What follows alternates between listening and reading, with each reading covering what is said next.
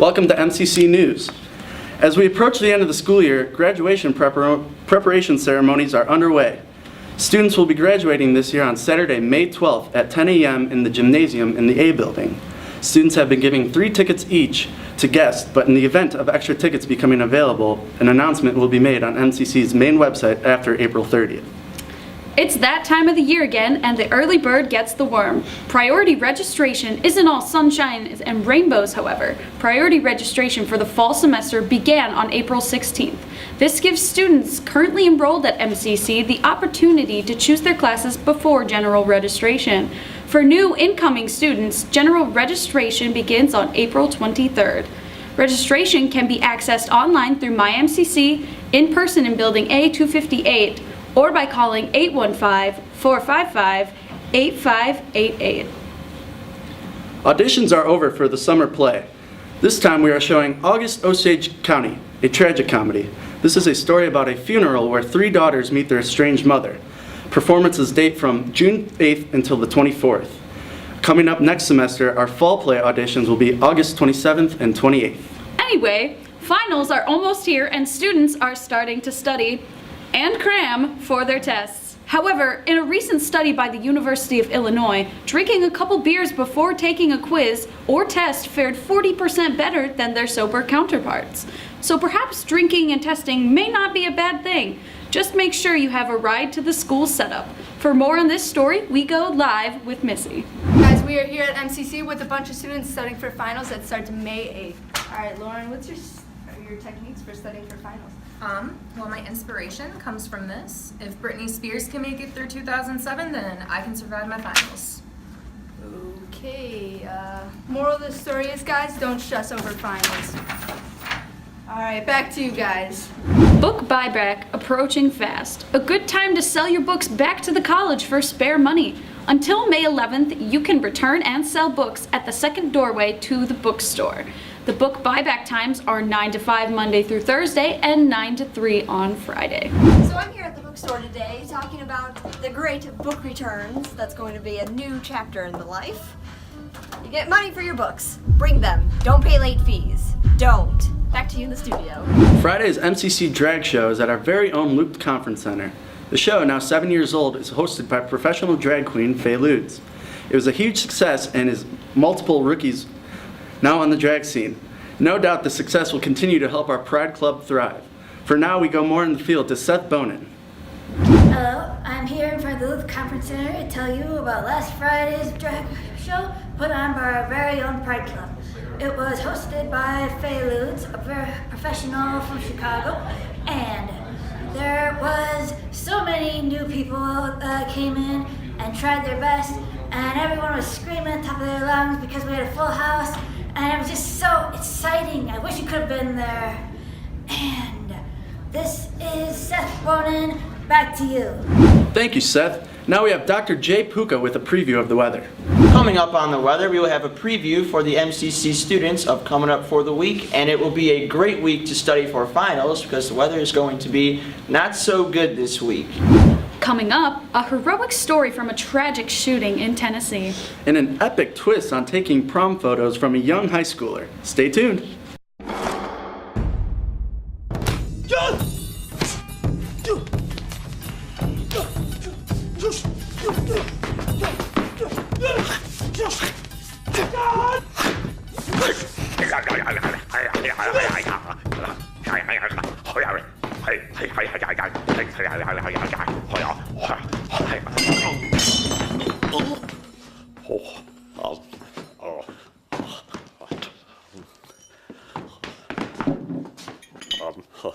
That'll be fine.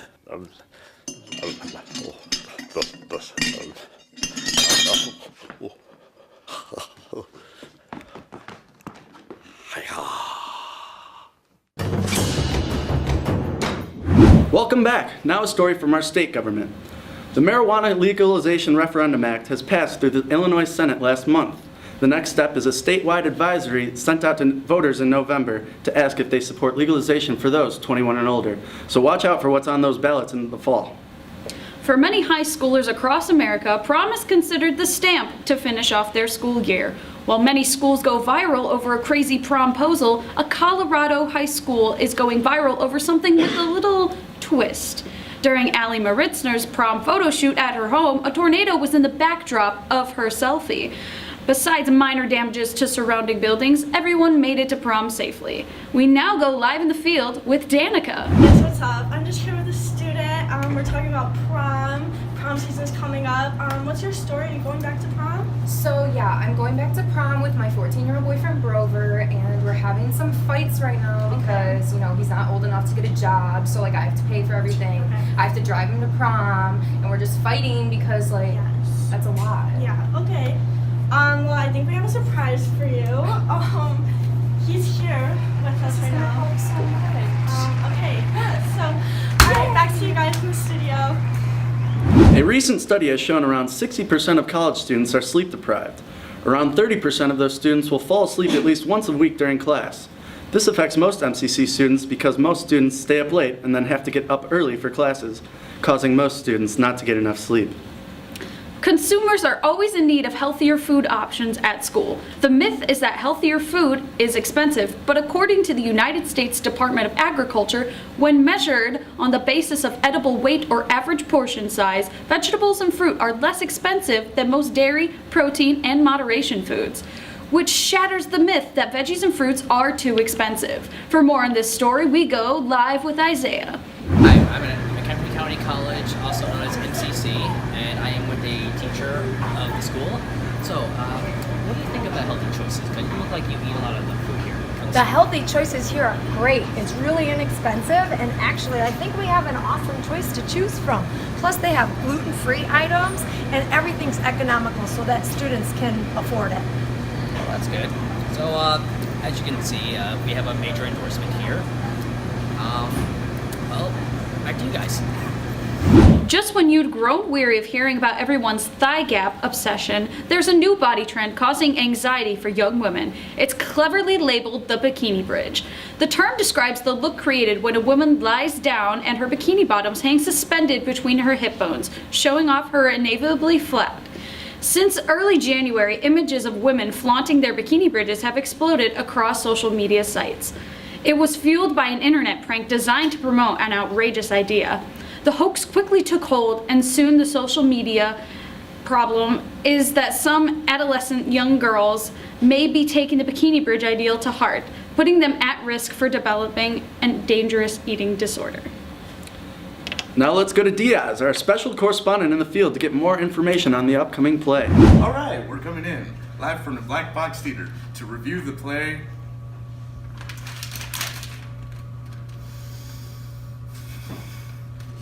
With all due respect Stick to the script. to our theatrical community, what the fuck are we doing?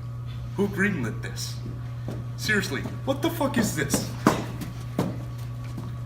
Back to you in the studio. Well, alright, I think it's time for a commercial break. We'll be right back. Tyler, have you tried these Doritos loaded yet? What? I've never even seen these before. Well? What do you think?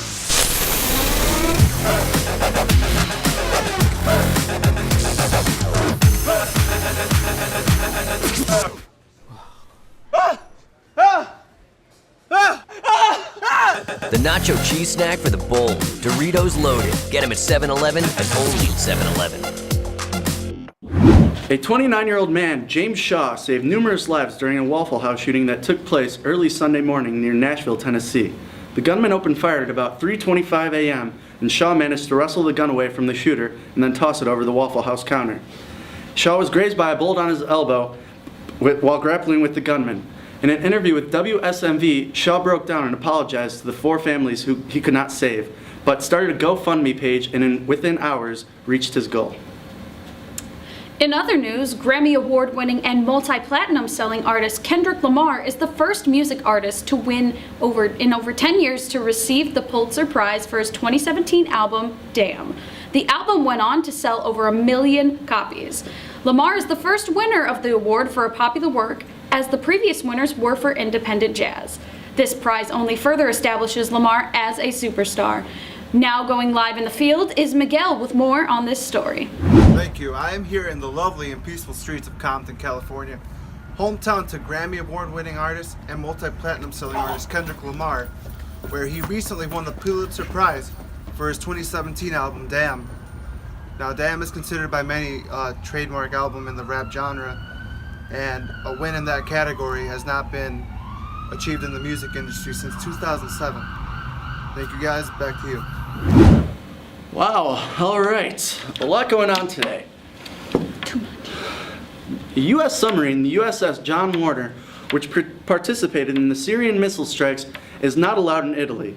The mayor has not allowed the submarine to go to the port of Naples, as he claims that the submarine contains nuclear missiles and nuclear propulsion could cause harm to the citizens of Naples. For more on this story, we'll go live to the field with Andrew. In lieu with the missile strikes in Syria, there was a nuclear submarine that wasn't allowed in Italy. And we got here this United States Marine Corps veteran that will give us analysis on this situation. Well, you see, the whole thing's just bullshit because we protect the whole world. Got our submarines, got our ships, got Marines everywhere. We just want our guys to go to Naples, have a good time, park our submarine off in the port. And yet, Italy's like, oh, well, you got nukes. It's a nuclear-powered submarine. Forget you. Like, no. Let them go to Naples. They ain't going to do anything. If anything, they're going to protect Italy because they don't have an army. I mean, I don't know that, but still. But yeah, that's my thought on it. Oh my god. I mean, to you, Italy. I wasted 3 fucking hours for this. Back to you fuckwits at the studio. Well, thank you, asshole. We now go over to Jake Puka with a full weather forecast. Good evening, America. Thanks for tuning into the show. My name is Jay Puka, and I will be giving you the weather for today and later into this week. So today is going to be sunny with just a little bit of clouds, and it's kind of humid, so it kind of blows. But looking out for the week, it's going to be all rain. So you better bust out your raincoats. You're going to be fucked. It's going to be too cold out there, man. Y'all need a coat. So for sending it to my boy Andrew outside, hopefully he's got a coat. Andrew Sabed, standing out. Andrew, he's out there, Andrew. I'm here at the MCC. Behind me is a beautiful fountain, and here are the kids studying for the finals. It's supposed to be very hot this week, maybe 70s, maybe 80s. You never know with this weather. I'm going to throw back to you, Dr. Puka. Andrew, I would say thank you for that on-site report, but I am the doctor, and I say what the weather is, and it is definitely not going to be sunny. It is going to fucking rain, all right? But in other news, I visited North Elementary the other day, and I talked to the children. We had a great time, learned about the weather, and we even drew some fantastic weather pictures just to show our excitement for the weather. And that does it here today at MCC, and sending it back to you. Thanks, Jay. Now, wondering what's going on with our Chicago teams? Stick around because after the break, the latest news within our sports world is coming at you live. So what's a pretty little thing like you doing all by your lonesome? It's a little cold in here. Feel like warming up? You're not really into dudes, are you? Hi, I'm Candy. What? You're not gonna talk to me? Fine.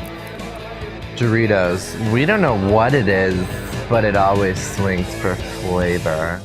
Now let's kick it to Matt and Jared, who have the in on all things sports. Sports. Congratulations to our very own Michael Lazarus! Woo! As he just won his game against University of Miami, Ohio. School seems fake, but anyways, he only gave up 5 hits in 9 innings pitched and had 11 strikeouts. Congratulations, Mike.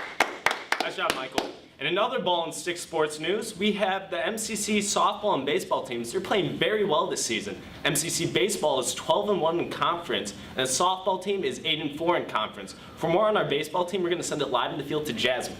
Jasmine? Hello, welcome, and I'm Jasmine, talking to Karen Wiley, the athletic director of McHenry County, also head coach of the women's basketball team. How are you today, Karen? I'm doing well. Thank you for asking me to be interviewed. Thank you. So we know McHenry County has had a very successful winter season, women's basketball team being co-conference champions. How does that feel? Amazing. It's been a work in progress. It was the first time in 12 years that our program has won the championships. So it's It's been a long time coming. It feels Wow. great. It feels great. Yeah, and now we are in the spring season, and I've heard that the men's baseball team is doing very well, as well as softball. Can you give us a little more detail? We've had another successful season in the spring. Our softball team just finished their conference season, best finish in 10 years. They've taken second place in our conference, and regional seedings will be within the next day or two, so we'll have regionals coming up. And then our baseball team is again ahead, is winning the conference. We have a few conference games yet to play this week, but for sure coming at least second and most likely take the conference championship again. It'll be the third year in a row. They're currently been ranked in the top 15 in the nation. Regional seedings won't take place until the end of this week. We've just had a hard time this spring getting everything in, so we're down to the last few days that we can possibly play games. That's amazing. Well, we're rooting for first, and I appreciate you talking with us today. Always, Back always. to you in the studio. With the latest on AHL hockey, the Chicago Wolves, at least you tried, showed up. They played the Rockford Ice Hogs and were eliminated in 3 games. Better luck next year. Yeah. In Chicago sports news with our MLB baseball teams, Chris Bryant had an unfortunate accident in the game. We're going to send it live to Jake from Wrigley. Jake? Scary sight at Coors Field on Sunday afternoon. Cubs third baseman Chris Bryant was hit in the head at his first at bat by a pitch. He was taken to the back and underwent immediate concussion protocol from the MLB and Cubs organization. After further examination, he's totally fine. He's all good. Thanks, Jake. In other news, Chicago White Sox starting pitcher Danny Farquhar is recovering and doing well in the hospital, responding to nurses and his family as he suffered a brain aneurysm against the Seattle Mariners last Tuesday. All right, now in NBA playoffs news, the Pelicans swept the Portland Trail Blazers as the 6th seed, being the first 6th seed to sweep a top seed since the playoffs switched to a 7-game series in 2003. The Pelicans were led by the stars Anthony Davis and Drew Holiday, as well as some former Chicago Bulls stars Rajon Rondo and that asshole Nikola Mirotic finally decided to play good. I'm sorry. You're good? Okay. I'll control myself. As the Pelicans will now go on to face the Warriors. Good luck, because they just won like 73-9 2 years ago. You're probably fucked, but hey, you made it past the next round. Last time they won a playoff series, 2008. Ooh. Iron Man came out, and now we're at Infinity War. So it's been a while. With the latest in NHL playoffs, the Pittsburgh Penguins are on their quest to three-peat as they're about to whoop some ass against the Capitals. Let's send it out to Rocky live in the field. Here outside the Pittsburgh Penguins locker room, I'm here with Connor Sherry from the Pittsburgh Penguins. 4-1 loss today, -1 in the plus-minus department. How do you feel about the game? It's not our best game. We're going to look back to get home nice and just be in front of our fans and take it from there. I think we could learn a lot from this game and just move forward as a group. I think overall the Penguins looked very resilient today. You believe getting back home to Pittsburgh, you'll be able to bounce back, possibly tie the series up or take the lead? Yeah, definitely. Just getting back in front of our home ice. Our fans are going to be rocking, and we're going to just score off that and build. All right, sounds good. Thank you very much, Connor. Thank you. Thanks, Rocky. That guy looks familiar. Get you a man that can do both. All right. And finally, for our sports news, in the WNBA, the draft was a few weeks ago, and they say this draft could change the WNBA with a ton of players coming through. The season starts on May 18th as training camps just opened up this weekend. Thanks, sports team. Now some impactful stories that are sure to brighten your mood, guaranteed. Brynjar Carl Biggesen, now a 15-year-old boy from Iceland, has built the world's largest replica of the Titanic.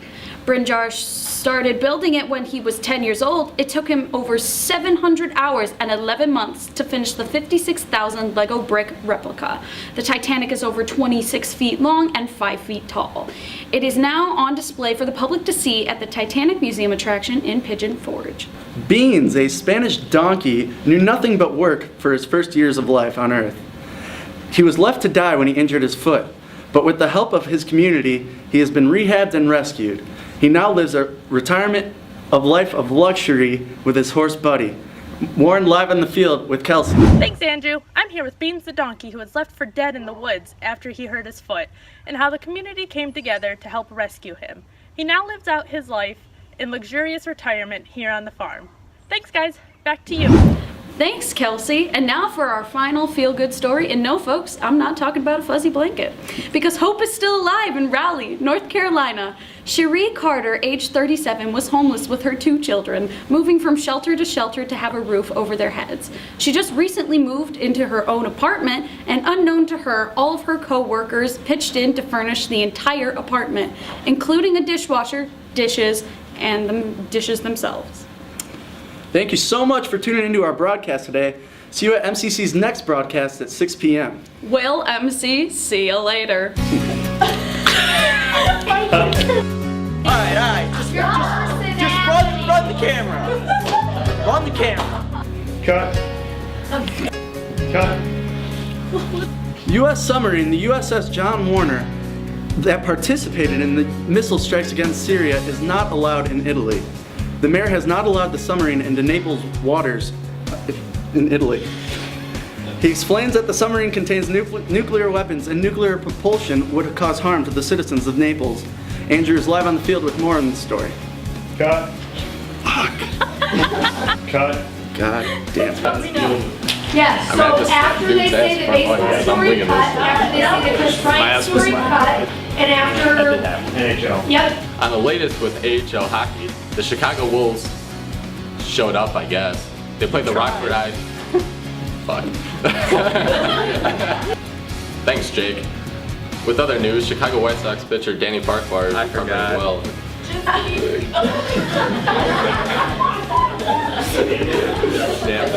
Recovers from... Damn, dude. Damn. Didn't you have an aneurysm? Yeah. I totally forgot what he had for a minute. That was... You're like, I remember once I touched my head, I was like, dumbass. The nurses in his family as he recovers from his brain aneurysm suffered in Tuesday's game against the Miami Marlins. Oh, fuck, wrong team. who had the aneurysm? No, it's... You're having an aneurysm. What?